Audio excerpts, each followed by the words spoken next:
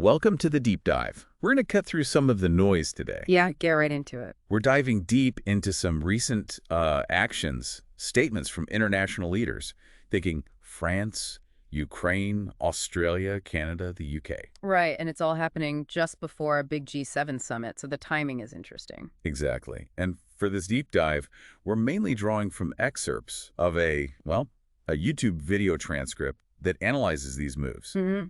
Focuses right on these specific diplomatic activities and what people are saying.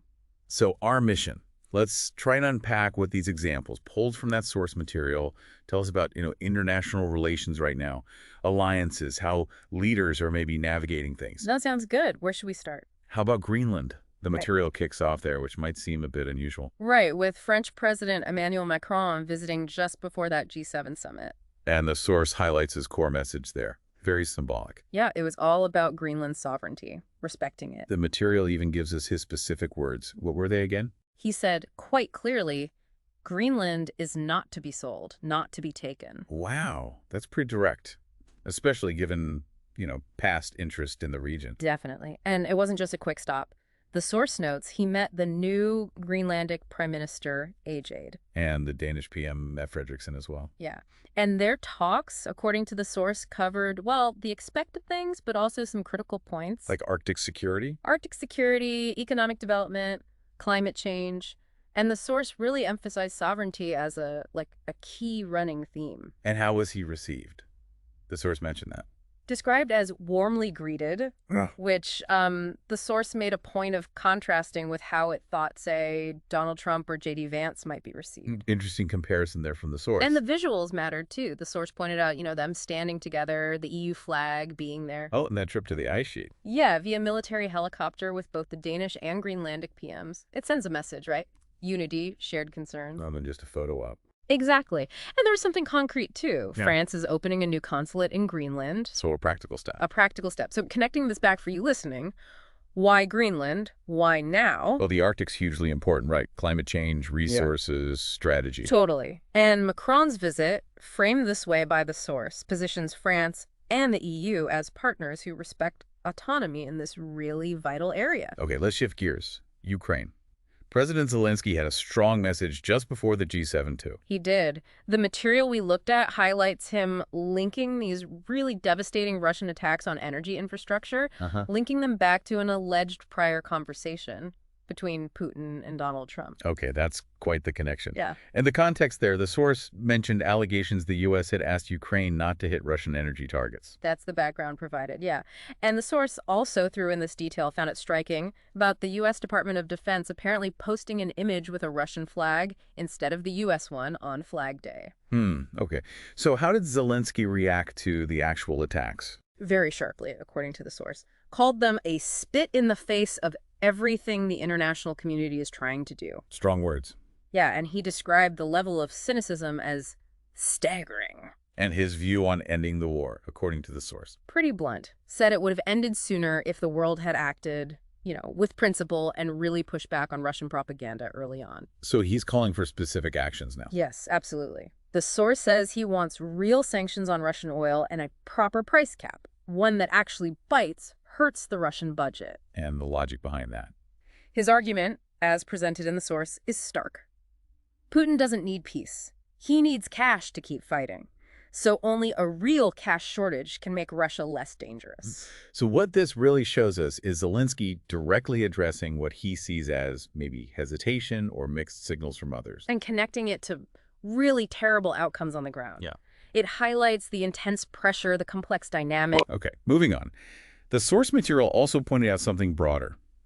Leaders from places like Australia, Canada, the UK, they were meeting each other before the main G7. Right, before the big summit and pointedly before Donald Trump was due to arrive. And the force had an interpretation for why that timing. It did. It suggested these leaders felt they needed to sort of coordinate beforehand because of concerns, the source said, about Trump being seen as dangerous and reckless and weak.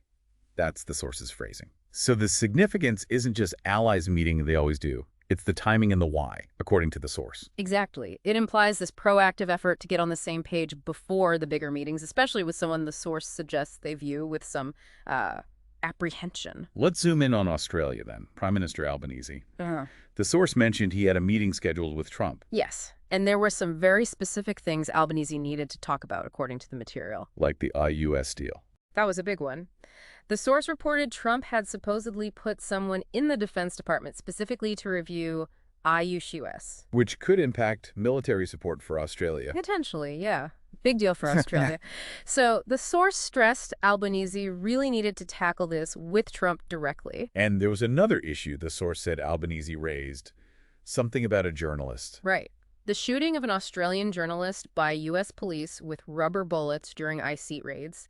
The source quotes Albanese calling the footage horrific. Did he say they raised it officially? Yeah, said they raised it with the U.S. administration, called it not acceptable, and emphasized the importance of the media's role. So these points, from the source's perspective, show specific friction points, maybe, between the U.S. and a key ally. Seems that way. Reliability of defense pacts, press freedom, fundamental stuff in these relationships. Okay, what about the meetings between these other allies? The source covered Canada and the UK first, right?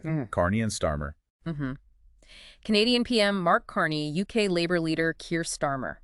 The source noted it was Starmer's first official bilateral in Canada. And the source saw significance in that. It interpreted the timing, again, as possibly subtly directed at Trump, maybe showing the strength of their specific alliance. What do they actually talk about, according to the source? A lot about shared history, shared values, governance like the Westminster tradition, framing it as a foundation for working together on AI, critical minerals, defense. Future-focused stuff. Yeah, pursuing sustainable prosperity.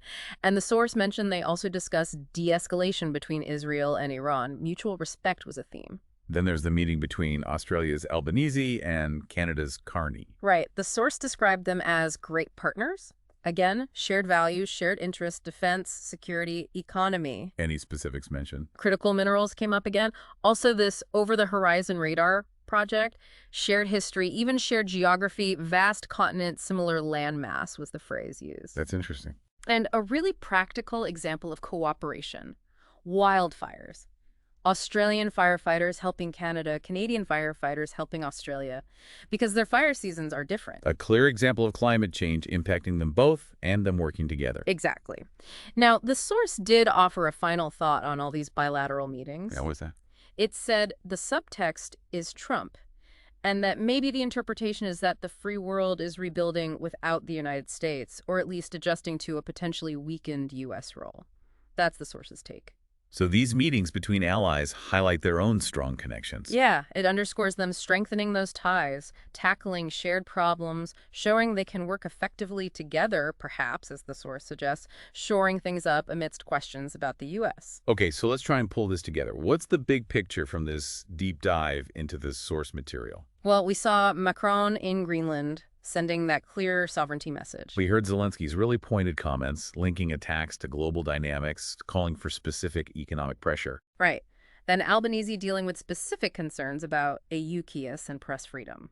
While at the same time, you see these other allies, Canada, UK, Australia, really emphasizing shared values and cooperation in their own meetings. The overall picture the source paints is one of leaders being very active, very strategic, talking about huge global issues, reaffirming alliances. And the source suggests a key driver is navigating the current landscape, maybe sending signals before big meetings, especially involving the U.S. Yeah, it's like a snapshot of global diplomacy in action, dealing with complexities, reinforcing those connections. So maybe a final thought for you listening to consider based on all this. How might these specific interactions and statements we've talked about, the ones reported in the source, how might they reflect broader strategies, maybe strategies that aren't always explicitly stated? Strategies for managing global challenges, upholding alliances, especially when things feel uncertain or like they might be shifting. Exactly, something to mull over. Thanks for taking this deep dive with us.